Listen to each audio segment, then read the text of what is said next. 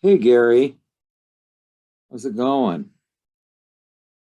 I, yeah, I was just telling Ava, I'm hoping maybe before next Sunday or something, you can tell me how we can set up other people to check on people that are trying to come in that I don't see.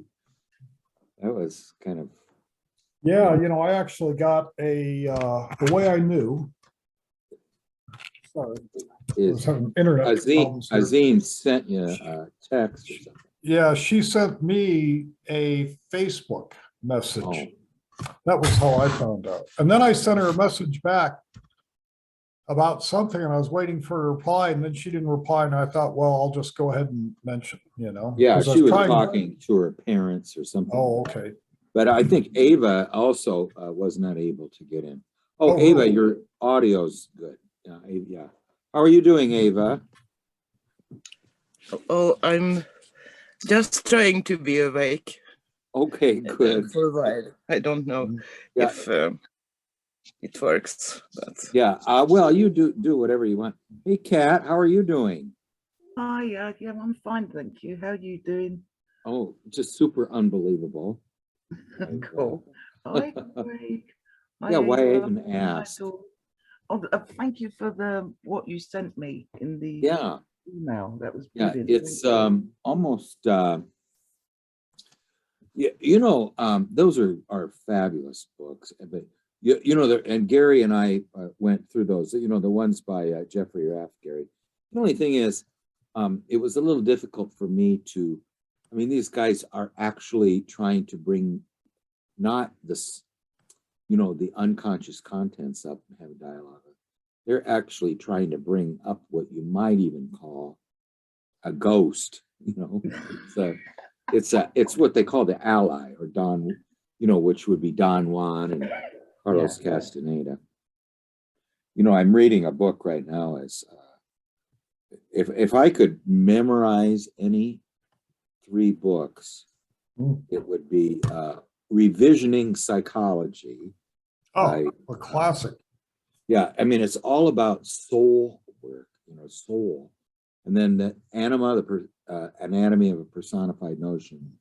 And then Healing Fictions, the second section, about the pandemonium of the images, basically about polytheism, and the fact that this confusion of images, really is just this. And I want to say one thing about this work we're doing and why it can't be taken literally is because it brings the soul up. I mean, everything we're doing is what's called imaginal thinking. I mean, these things that are sort of on the borderline between reality and the invisible realms. When we consider them and go over them, what we do, and I don't know if you feel it, but I certainly feel it. I call it the blessed hour because I feel the soul is with me. And what the soul really is, if you want to know what the soul is, try to live without one. It's horrendous. I can't imagine.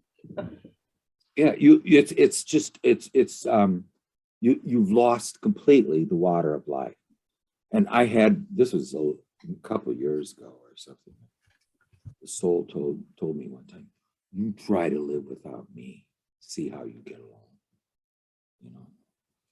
Well, Kat, do you have a dream, or Ava? I think you said you had one too, or if you want to go over them, I can. Anybody, if everybody, or Dawn particularly, or Gary. Gary, how have your dreams been like? You've been having a few, haven't you? Yeah, I've got a really boring one. Let's say if Ava or Kat or Don's got one. Yeah, okay, sure. Yeah, you said that last one was boring. And we spent almost 90 minutes talking. Oh my gosh, that's right. Well, this one really is. Yeah, okay. Well, Kat, why don't you, I know you always have one. I've Something got somewhere. dreams, but they're like they're all connected, and it's connected with animals and the color orange actually. And but there's about 3 of them, and it's like it'd be better if I wrote them up and then sent them to you.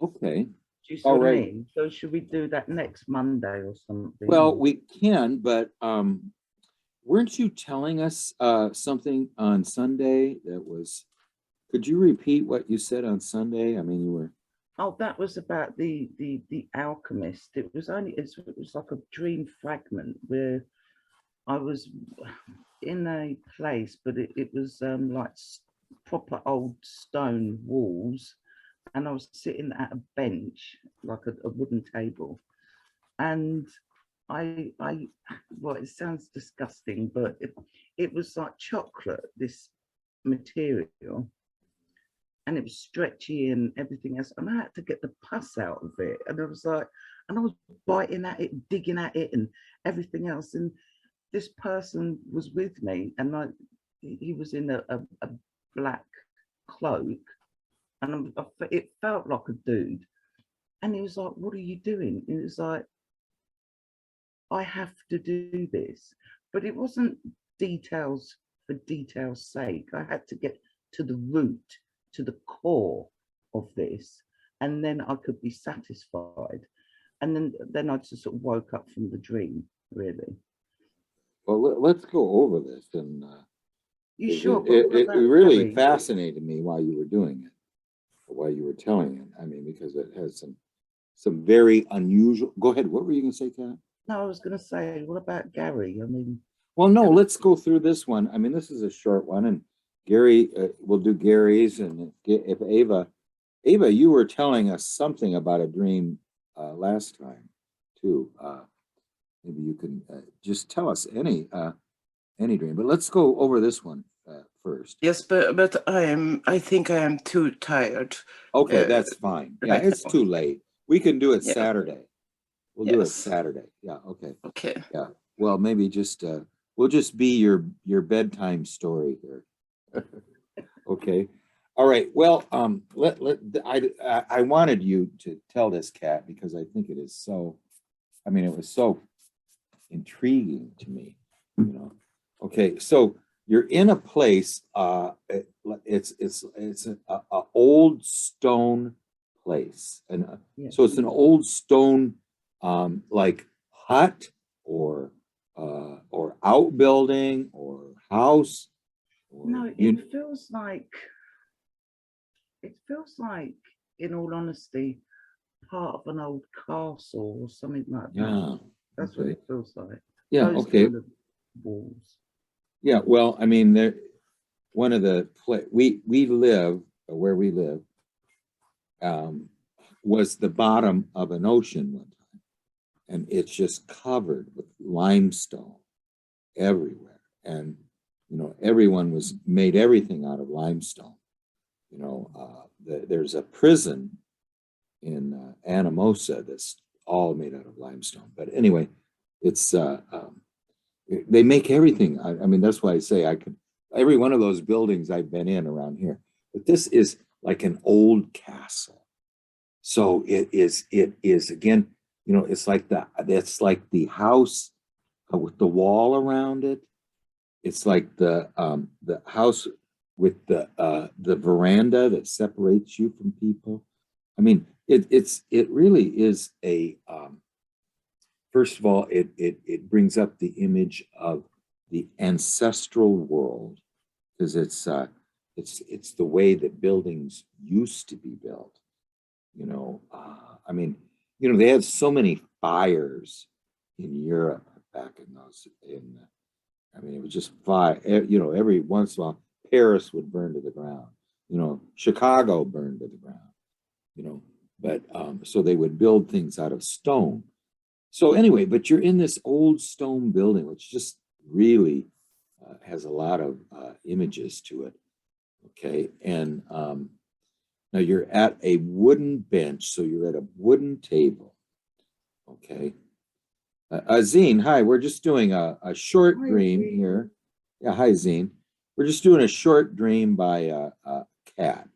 I think it's very interesting. because of the images in it. I want to understand them. So she's Do in you an, have- do you have the summary in the chat? not yet, it's verbal, but we just started. Okay. Okay, and it's only got like, looks like 4 parts, okay? The first part, each part is only 1 sentence. The first part is, we're in an old stone, what she thinks is probably a castle, and we're sitting at a wooden bench, okay? Old wooden bench. We're on a bench at a wooden table is what we are.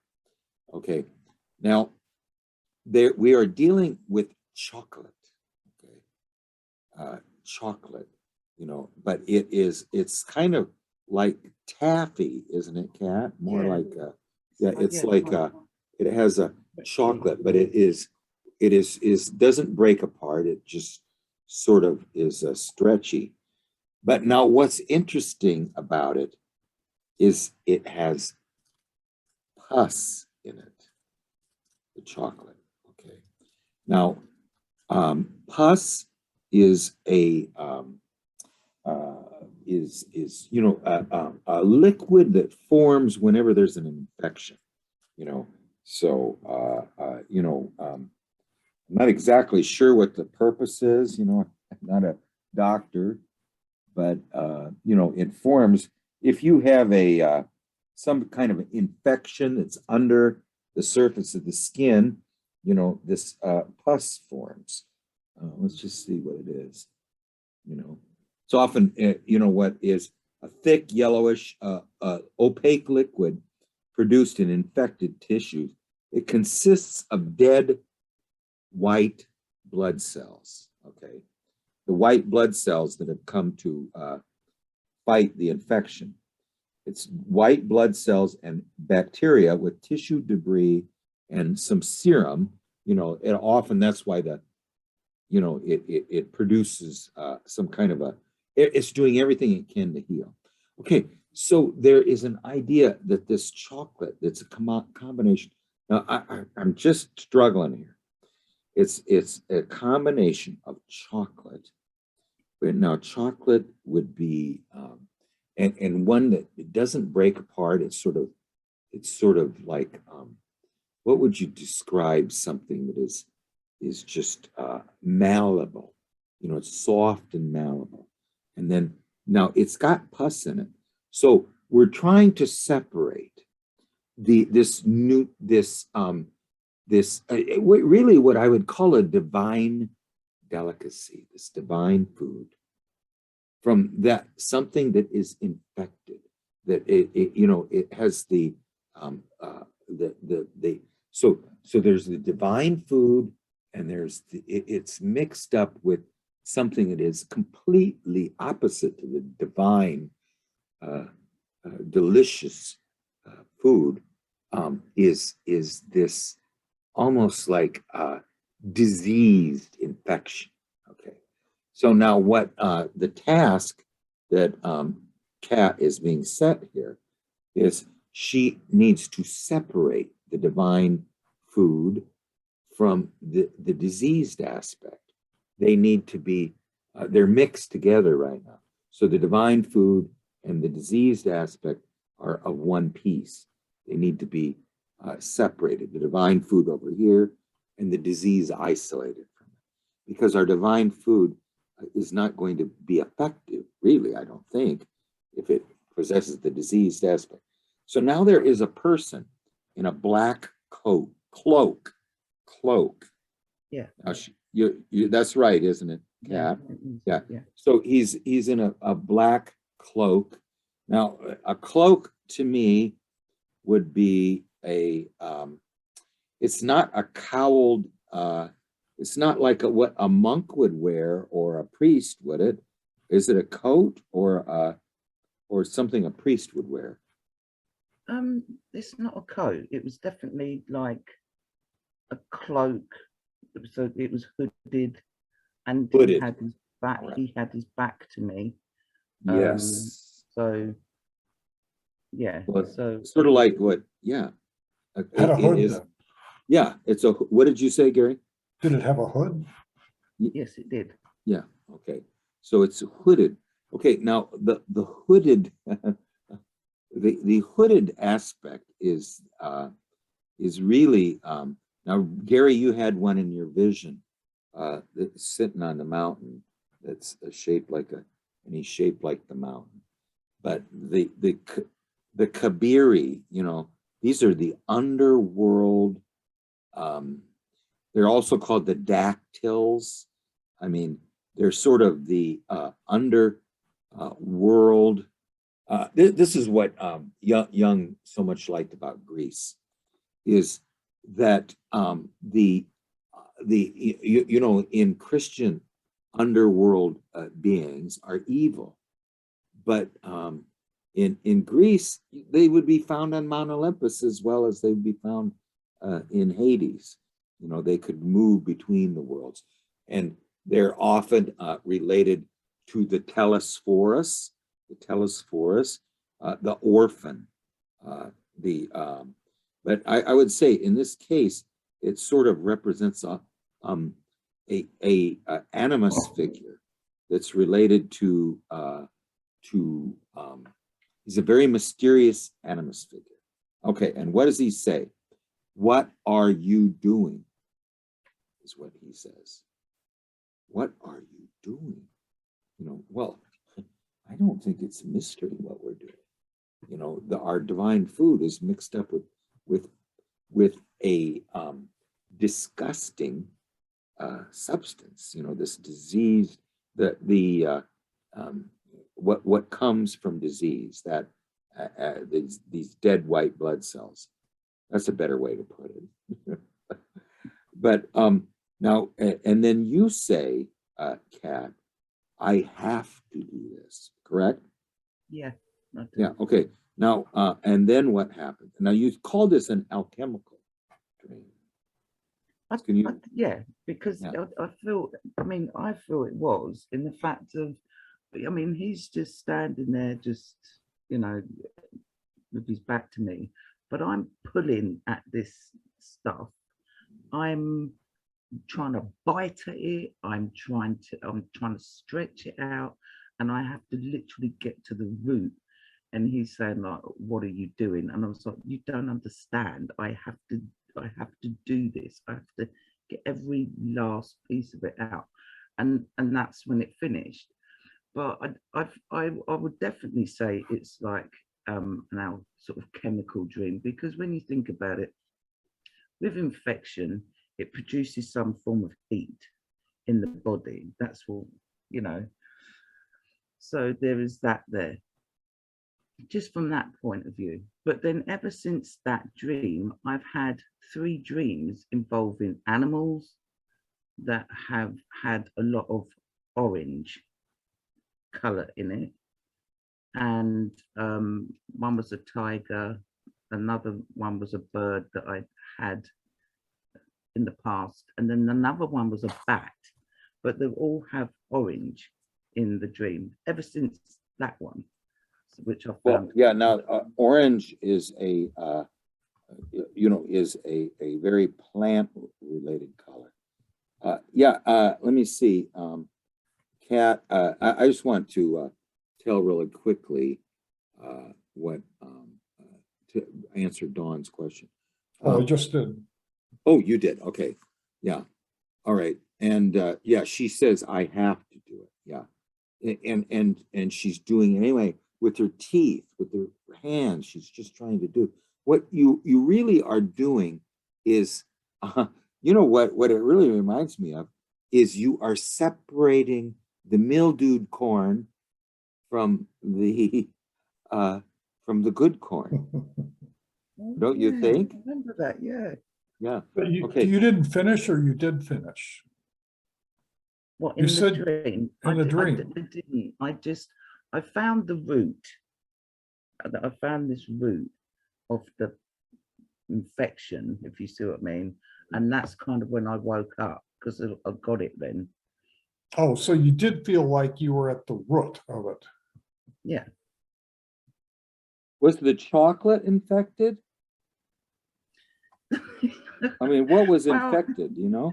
I don't know. No, it didn't. In some ways, it must have been, but it wasn't. Not the covering.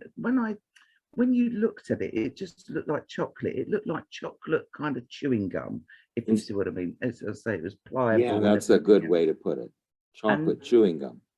And so it looked fine, but then, as I said, I was digging at it. I was pulling it with my teeth, trying to gnaw at it, trying to make holes in it to get this stuff out.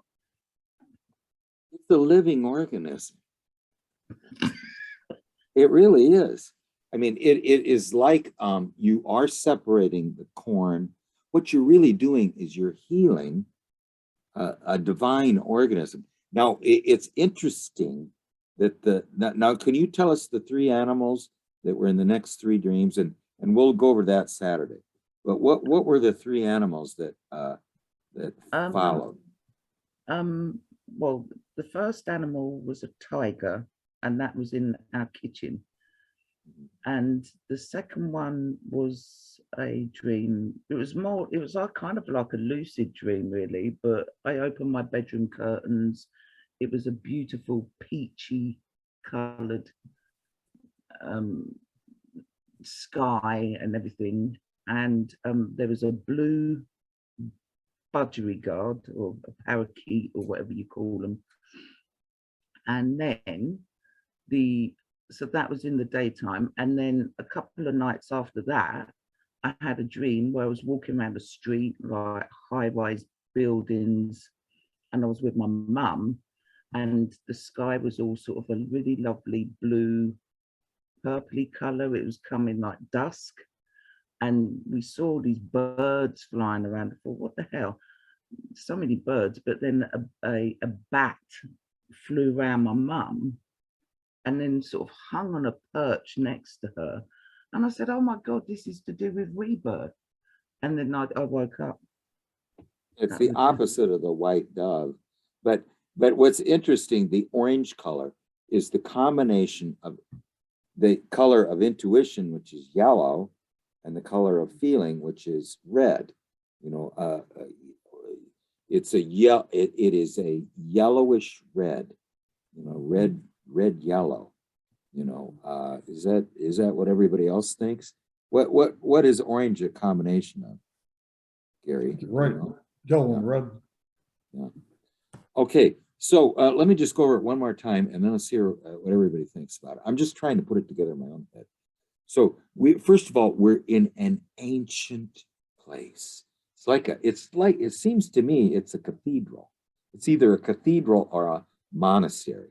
And boy, they've got a lot of them in Britain, you know, particularly some of the old abandoned abbeys that were the Catholic abbeys, you know, that were done away with at the time of the Reformation.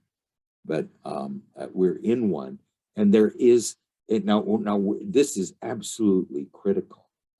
There is a man wearing a monk's hooded cloak, and it's obviously the Animus, because but he's got his back to us the whole time, so he's not face to face with us. So here's the two. There's a couple of crises here. One is that the Animus is dressed in black, so he is. What would it mean to be dressed in black? You know, he's very somber. There's no feeling in him. He's sort of. I don't know if you ever read Hermann Hesse's book, Narcissus and Goldmund.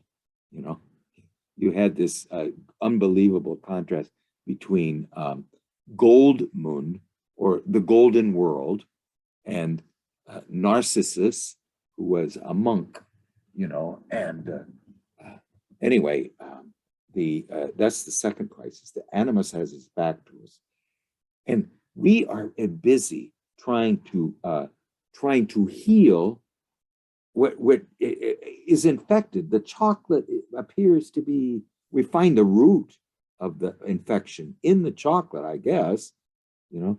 and it is a diseased aspect of the divine food. Okay, now what is the divine food in us? You know, it would be something like the host, you know, the body of the divine realm, which is diseased right now.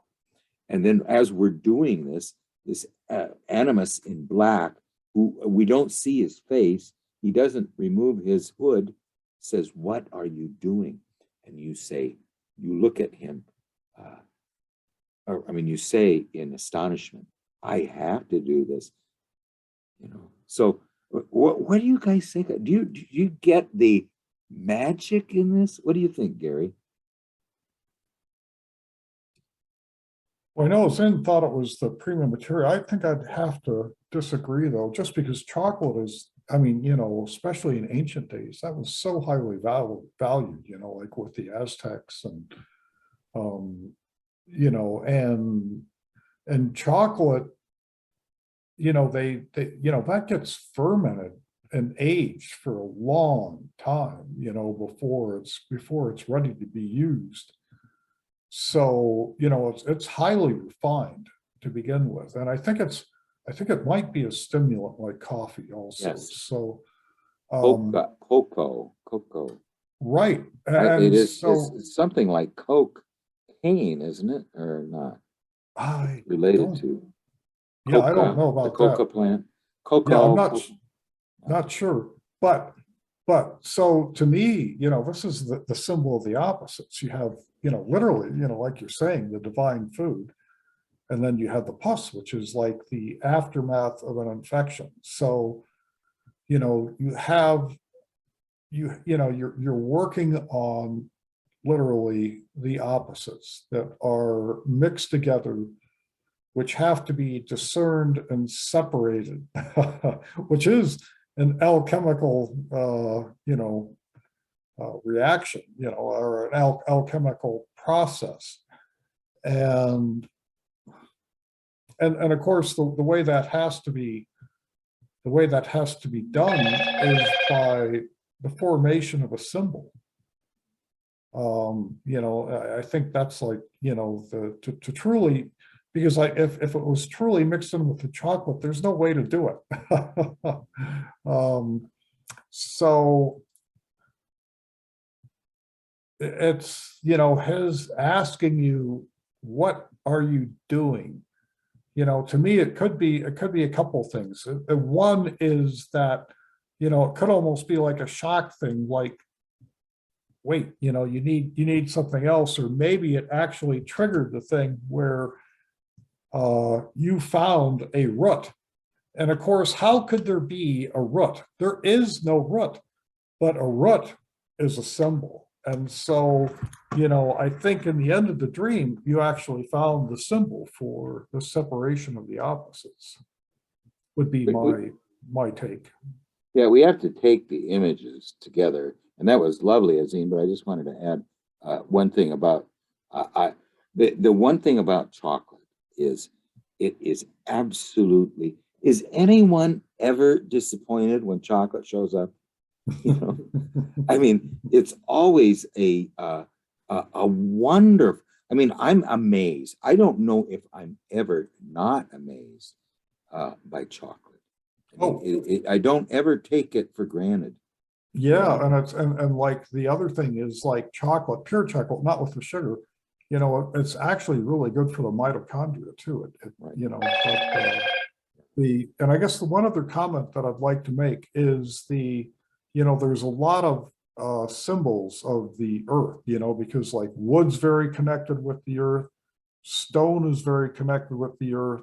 So this isn't a spirit dream, this is a soul dream, you know. Very elemental, Very just elemental. like the dreams that follow. Now, Azine, I'm saying that there is a prima materia here, but it's in a very unusual form. So why don't you try to amplify that? Yeah, I think it's as Kat said herself, it's very alchemical dream, and prima matter can be anything. but I don't remember what stage is separatio, but I think it's one of the first processes that is done on prima mater is separated. And I also think, as you said, it's related to this function of separating in women, Yeah. like good and Corn. bad. Yeah, Yeah. corn and This stuff. is this and that is that. Yeah. Bringing clarity. And Separating it's a the- must. I mean, the divine. Animus may not understand it, No. as men do not understand it. Why you have to go through all of this in details. And it's really unpleasant and makes men angry. As from France, I think she talks about it in Vasilisa the Beautiful, that this process of going through things in details makes men very angry because they don't understand it. And this figure, this religious figure, it's a monk or something. His back is to cat, and he's hooded. He's wearing a hooded cloak. So he's not seeing, and he's not being seen. Like it's a kind of invisibility cloak, like Hades word. It comes from Hades word. Whenever I have these figures in my dream years ago, they were related to death and underworld. And here it is a very religious figure. Yes, definitely an animus figure, male aspect. And I agree with both of you and with Kat that it is alchemical, and it's related to this process of going through something. For example, trauma. Trauma has these elements of pus and pain and blood, but at the same time, it's the wound is like a treasure. Our talents and everything comes from this. So it is important when you're working at something like trauma, you have to separate these things. Like I can create art from this part, I can paint this. This is not good, I'm gonna let it go. And it's a very meticulous process, I think. I'm not sure, but maybe it's related to mother, because in the next dreams she appears. And again, this process of separation. Are these birds and this is a bat? For example, it's separation. So I don't know what the subject is, but I agree with all of you that it's alchemical, and it's a process. It's a process in alchemy. You know, one thing that Jung said, these people who like to get bird's eye views, you know, the men who say, oh, why are you focusing on the details? He said, because the difference between masculine consciousness and feminine consciousness is this, that masculine consciousness wants to understand. Yeah. Feminine conscious wants to be understood. Yeah. It wants to be understood. Now, in this dream, the animus is hidden in two ways. One, it has its back to us. Two, it's three ways. Two, it's in black, and three, it's hooded. Okay, so this animus, this figure of meaning, right now is very remote from us, and his comment is not helpful. It is one of discouragement. Why are you doing this? But through Kat's effort, she finds the source of the disease in the divine substance. Okay, this brown earth, brown chocolate, you know, it's brown like the earth, you know, but it's the divine food. And then there is the wooden table, the stone castle. And so they're all just beautiful images. You need every one. The stone castle, the wooden table with the wooden bench, this old wooden bench. It's not a Formica table. They're mysterious black figure in black. Now, who wears black? You know, it is someone who is really saying they're dead to this world. You know, in Tibet, they wear their burial robes, which are saffron. But in the priest, the monk, wears black because he is the symbol of the blackness is that he's remote from really the feminine world too. He's remote from earthly life, you know. And as women, or not women, feminine consciousness is earth in search of the higher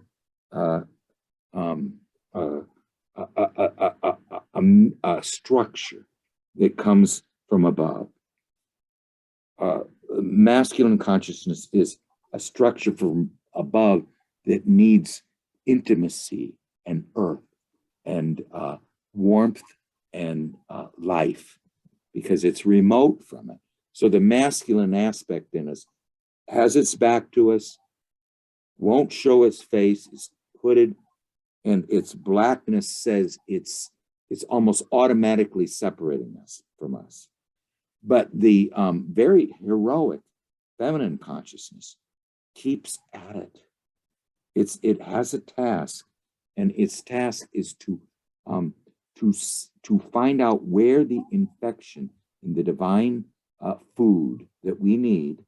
Now, remember too, wasn't this beautiful that the star flower shirt?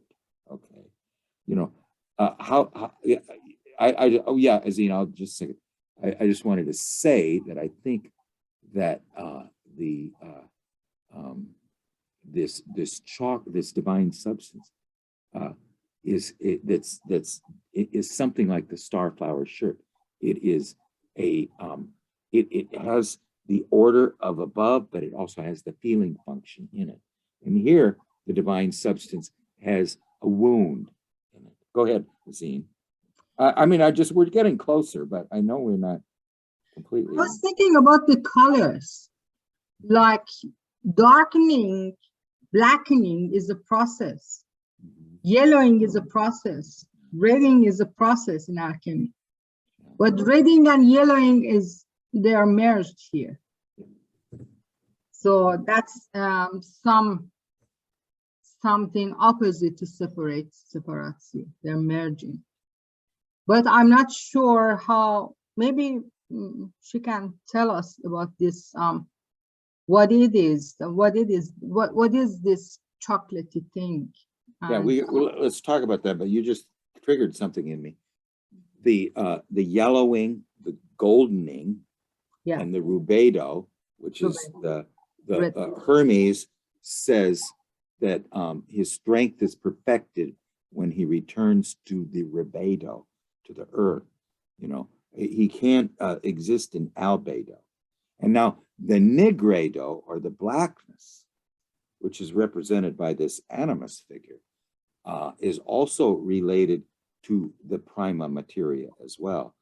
So you've got, and so in the next streams, we're going to find the mixture of the yellowing and the which is this golden aspect, and the living aspect of and blood. opposite to the sky, opposite to the blue sky. Yes, exactly. Which emphasizes earthly. Yeah, and blue, you know, is the thinking realm is somewhat related to the aerial, ethereal realm, and it's blue. So, you know, thinking is cool. It doesn't have any emotion in it. You know, it's just very, very objective and overlooks any feeling. You know, that's why Marie-Louise Van Franz said that if you have an officer that needs to send, or you can't perform an operation on your wife or your daughter, you know, a heart operation, because you lose that coolness of the blue, you know. Okay, now, what was your question for Kat, Azine?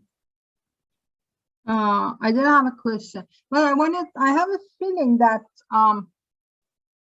this dream needs grounding. It's really sacred. It's a sacred thing, and I would do a grounding ceremony, ritual for it, whatever comes to your mind, Kat.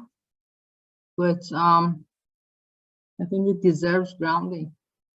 Blows me away, I'll tell you, for a throwaway dream, which Kat was saying it was. Sorry, as in, yeah, I think you're right, because the one I had last night, it didn't have anything to do with animals. It had to do with creating a pool and putting roses in a pool or a tree or something like that.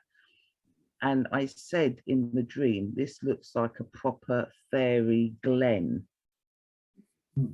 And so I think you're right. I do need to ground it in some way, or to do some kind of ritual, because this dream, I didn't really understand it. I know I have been working a lot on myself, working a lot on my dreams, so I thought that this dream was actually sort of pinnacle as to what is going on, you know, on a bigger level. I couldn't really, well, you can't, you're in the process of it, if you see what I mean. But I knew in the dream, as I've been feeling in waking life, as whatever, it doesn't matter what someone says, I have to find out for myself. I have to experiment with myself, touch it, taste it for myself. This was part of the annoyance of the man, because I just wouldn't be told and to accept whatever he may have suggested or whatever. So it was the fact that I had to do it, because I could not rest. It was like a compulsion. It wasn't something I could put down and just quit on. So that was, I had been having that feeling in waking life as well. Yeah, definitely.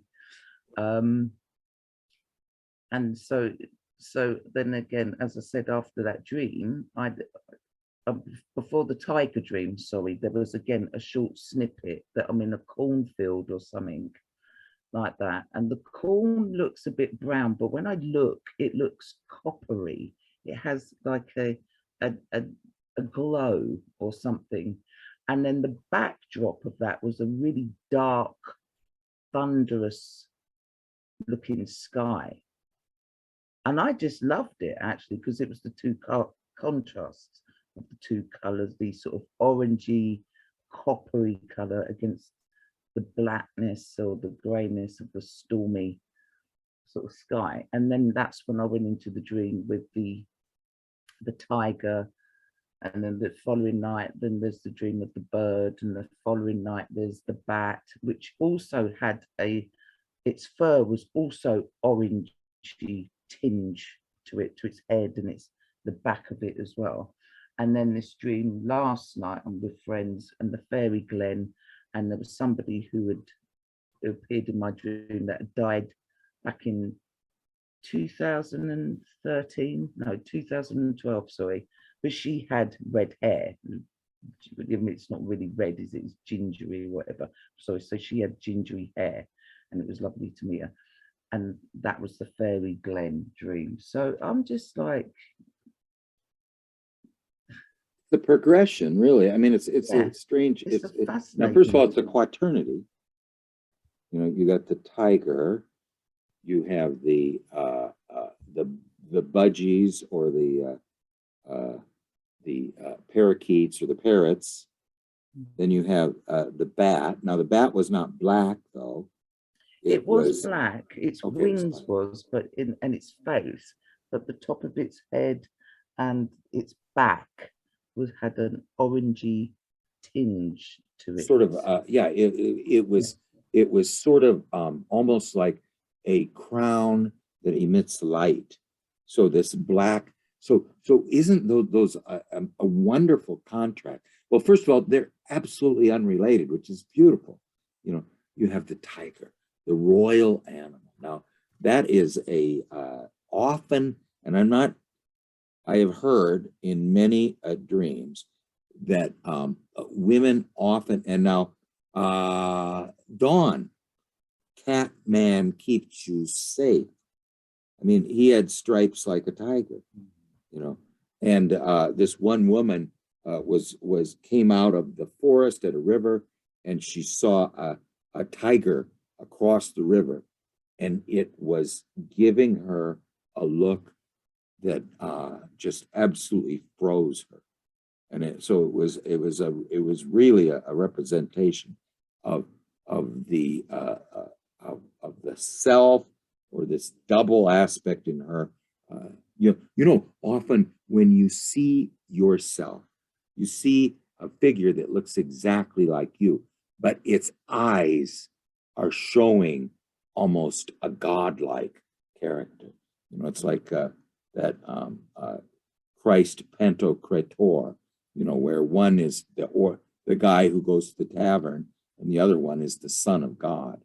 But so the tiger is not to be trifled with. The second aspect. Now remember, it's just wonderful how these birds. Go ahead, Gary. Oh, finish your thought. Oh well, how these birds have so many connotations. You know, my bird is a woodpecker. You know, another bird is a dove. Another bird is an eagle that drags Gary because he shouldn't be so high up.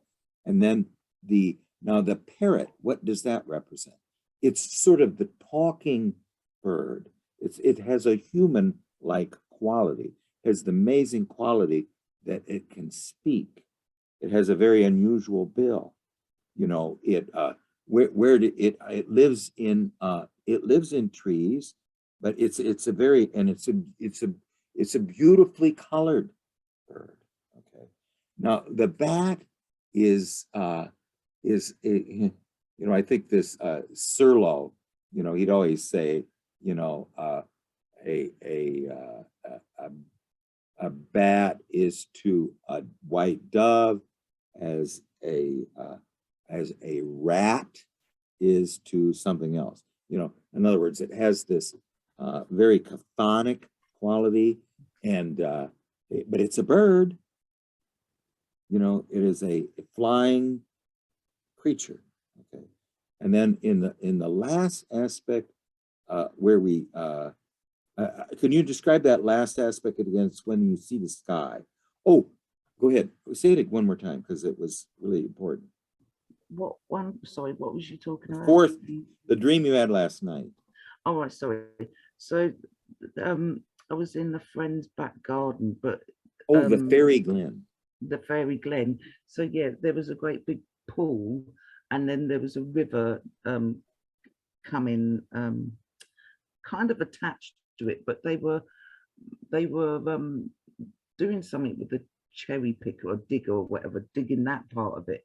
And I said, if we went down lower, we could plant more trees or something in the water. But somebody had a rose bush and put it in there, and we put these trees at the bottom.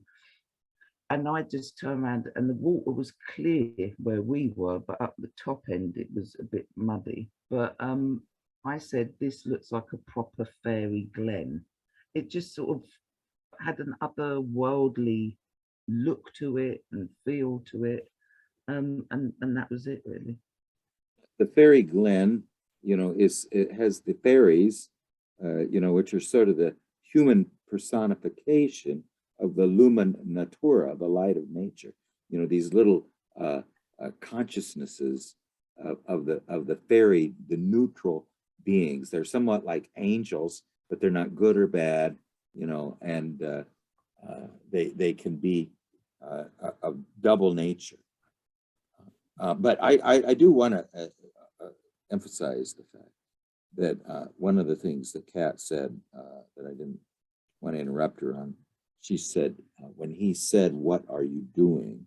You know, basically he's saying, "Stop," you know, and she's thinking, "No, I must find the source or the root," and she found the root of that toxicity in me.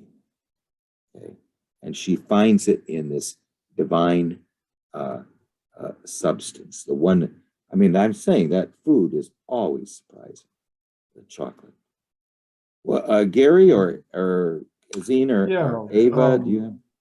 So the one other thought that I had on this is that, like therapists sometimes will feel like, okay, to help, I have to assume this archetype, and the archetype helps them, get a little bit of distance so they can see something, from the outside, a bit more of a witness instead of being pulled so much into it, where it just gets murky.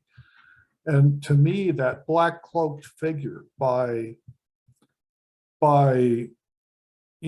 facing away, he is disengaged his eyes. He's using his ears, which is in a sense, it's more personal, it's closer. And even the demand of like, what are you doing? He's trying to understand, but he's doing it as a witness. He asks, "What are you doing?" I mean, he wants he wants to define something that really does not need defining. This is a task, an inner task that must be performed, and he's being somewhat like Baba Yaga when she asked the hero, "Are you here of free will? Are you here by compulsion?" I mean, he's trying to define something, but also that I don't know, it just seems that there's a little bit of an aspect of discouragement too, and the feminine ego in the dream ego, it perseveres. Now, can you tell me any one of these images that don't awaken a sense of surprise in you?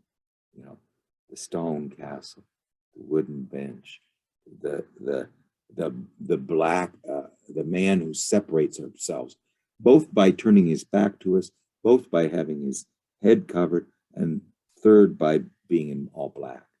And then the aspect of the dream ego. Now, see, what I would say too, Kat, is, are you this courageous in real life? I mean, the dream ego is persevering here, and it finds the root of the toxicity in the divine food. What do you think about this, Kat? This is somewhat similar to all of your dreams about that have a wonderful like divine quality. And why is this divine quality keep coming up over and over in your dreams? I think it depends. To be fair, in persisting in things, it depends if I'm interested in whatever the subject. But I think I told you back in like 2017, I had this sort of breakdown, and everything sort of collapsed. Everything I was into shamanism and everything else, and in one first swoop, it kind of there was a not particularly nice situation that I had with my shamanic teachers, and it just floored me. I was just like, oh my God. And I literally felt like one, that I felt like the sky was falling in on me, but two, I thought I am the butt of the biggest joke, whatever. And so like overnight everything went. It was like, well, I've believed in all this stuff for about 40 odd years. It's like, if it ain't it, then what is? Because there's nothing worse than having that sort of ripped away from you. And then I gave up on dreams and everything else, and felt utterly betrayed by them as well. And so I think again, it's been a little while to sort of repair any kind of relationship with the, shall we say, the other realms, if you see what I mean, whether it's dreaming or I'm not really into shamanism at this moment in time. I'm not dismissing it completely, but I'm just exploring my dreams, because with shamanism, it's all about, from what we've been taught and everything else, it's all about, well, these spirits do this, etc., and you're just an empty vessel. But whereas dreaming, you are, well, for me, what's happened is that I'm getting to a place of my own authenticity. I'm, establishing my own beliefs without being sort of dictated to, well, you've got to do this, you've got to do that, and X, Y, and Z. And I think this is what that dream is very much about, getting to the root of the toxicity in, whether you call it spirituality or whatever. I mean, I know Zine has said many times, it's all basically, you're coming back to self, and you're seeing what has been presented to you in waking life and in your dreams as aspects of self. So yeah, I think that's what, my dream is.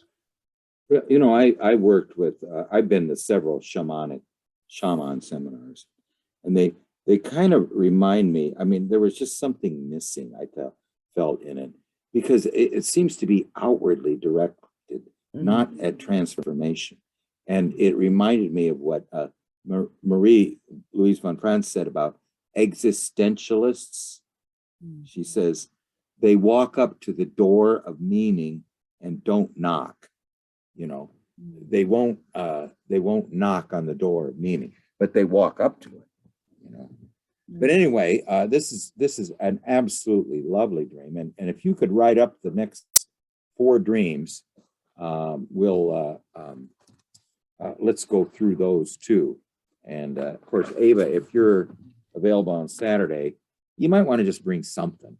It doesn't have to be a recent dream, but just thank you, everybody. You've been it's beautiful. amazing. I mean, it is amazing, by the way.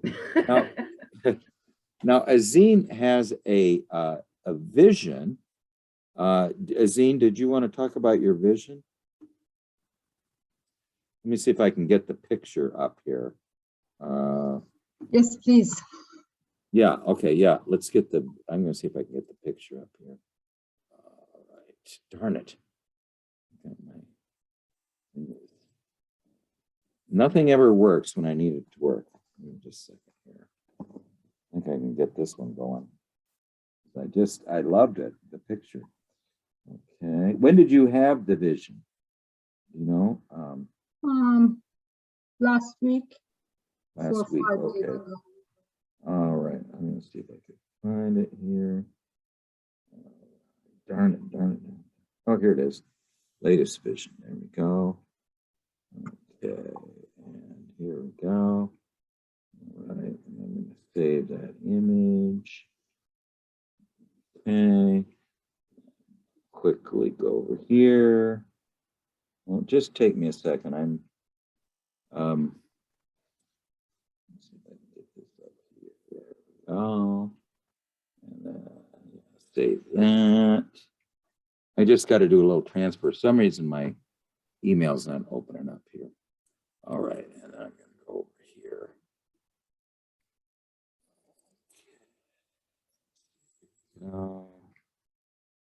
Now, the last one you had, well, why don't we just talk about while I'm pulling this up? The last one you had was of a U. Could you remember